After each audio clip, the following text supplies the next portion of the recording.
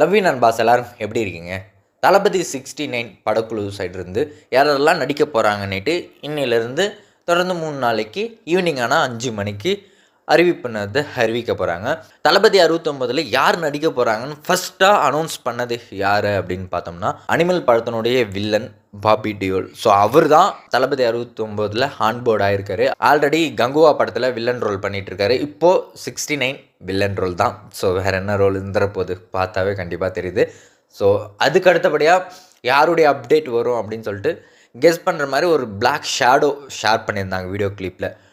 So அதை நீங்கள் பார்த்தீங்கன்னா பல பேர் எல்லாருமே கெஸ் பண்ணிட்டாங்க. சர்ப்ரைஸாக ஒரு கேரக்டர் ஆன்போர்டாக இருக்குது. ஸோ அதை அடுத்தடுத்த நாளில் தான் ரிவீல் பண்ணுவாங்க.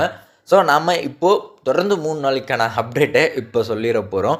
ஸோ இப்போ பாபி டியோல் அனௌன்ஸ் பண்ணிட்டாங்களா அஃபிஷியலாக.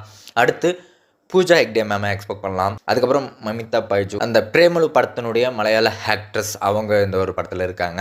ஸோ அதுக்கு அடுத்தபடியாக பிரகாஷ் ராஜ் சார் இருக்கார். அடுத்து நான் ரொம்பவே சர்ப்ரைஸ் ஆனது பிரியாமணி மேம் தான். ஸோ பக்கா பர்ஃபார்மர், அவங்க இந்த ஒரு படத்தில் இணைஞ்சிருக்காங்கன்னும் போது ரொம்பவே ஹாப்பியாக ஃபீல் பண்ணுறேன். ஸோ நீங்கள் எப்படி இதை பார்க்குறீங்கன்னு மறக்காமல் கமெண்ட்டில் சொல்லிவிடுங்க.